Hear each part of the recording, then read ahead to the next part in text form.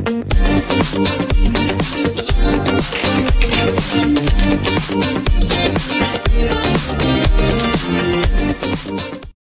les gens, c'est moi au 96, j'espère que vous allez bien.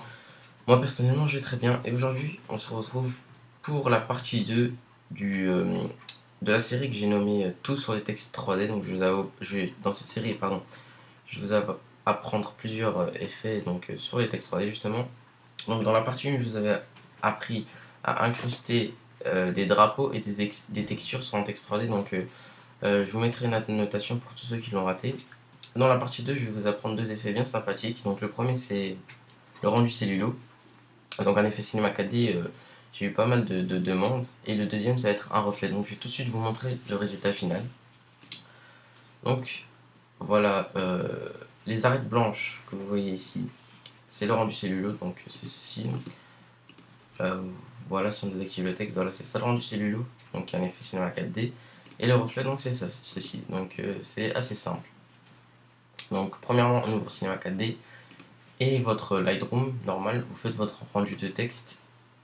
Hop là, voilà, vous faites votre rendu comme si vous allez faire un texte normal. Donc là on va attendre que le rendu se termine.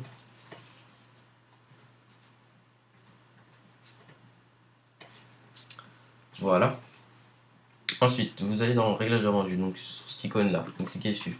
Dans enregistrer, vous modifiez donc le nom, vous rajoutez je sais pas un 1 ou quoi que ce soit. Et ensuite vous allez dans effet, vous cliquez une fois dessus et vous avez tout en bas rendu celluleux, donc l'effet qu'on cherche. Par contre c'est pas ce qu'on veut pour l'instant, donc ce qu'on fait, on coche arrête pour avoir les arêtes blanches. La couleur des arêtes on la change, on la met en blanc, et la couleur du fond on la met en noir, hop là, et on fait le rendu. Donc là vous allez voir au rendu, donc voilà, on a le rendu cellulo. Donc c'est pas tout, maintenant je vais vous montrer comment l'utiliser. Donc on attend juste que celui-ci se termine, hop là. Donc il y a une chose très importante à savoir quand vous utilisez cet effet. Pour l'utiliser correctement et sans petit bug, vous importez premièrement votre texte, hop, vous cliquez directement sur entrée, vous ne le redimensionnez pas, vous ne le bougez pas, surtout pas. Ensuite vous importez votre rendu cellulo qui sera comme ceci. Une fois que vous avez ça, donc là je vais vite ajouter un repère. Donc pour ajouter un repère, vous allez dans affichage, nouveau repère, voilà, je mets le milieu. Ou bien vous faites CTRL R, donc la règle va apparaître et vous tirez votre repère par exemple là. Voilà, donc je vais juste enlever ce repère. Hop. Donc vous sélectionnez les deux calques. Donc vous cliquez sur le premier, vous restez appuyé sur CTRL et vous cliquez sur le deuxième. Hop là. Vous faites CTRL T pour redimensionner. Vous le centrez et puis on le redimensionne un tout petit peu, voilà, comme ceci. Hop là, donc là vous avez votre texte avec le rendu cellulo par-dessus. Mais pour l'instant c'est pas ce qu'on veut. Donc ce qu'il faut faire, vous allez sur le calque rendu cellulo, donc vous pixelisez les deux calques, c'est mieux.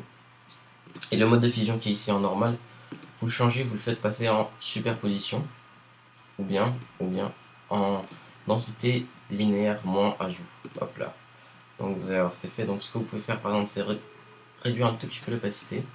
Donc moi je vais faire un truc pour que le texte soit un tout petit peu plus joli. Une incrustation en couleur blanche. Hop, et je change le mode en incrustation. Et j'ajoute une lumière externe. Hop là, donc ça fait cet effet là. Je vais juste modifier quelque chose.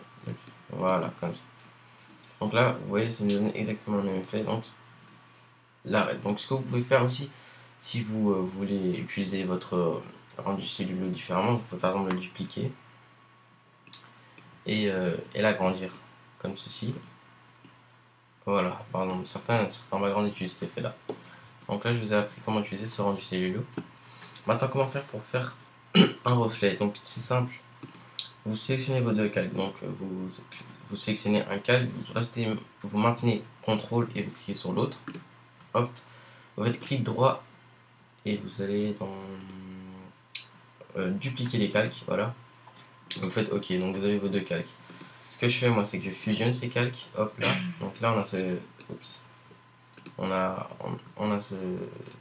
fusionné. On fait CTRL T, on descend plus ou moins ici. On fait clic droit, symétrie axe vertical, voilà. Et donc vous voyez, ça nous fait comme un miroir. Donc là on le colle. Voilà, mais là on n'a toujours pas l'effet miroir. Donc ce qu'on fait, on dézoome un tout petit peu, on prend l'outil gomme.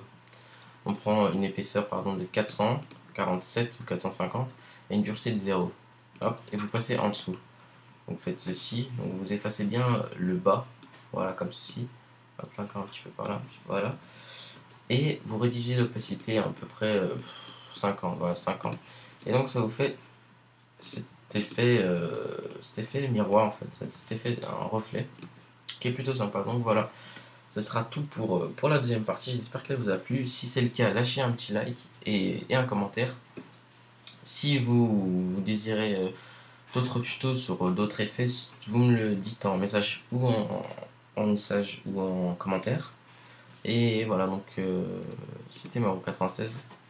Et puis voilà, donc les vacances sont terminées, hein, et c'est la rentrée.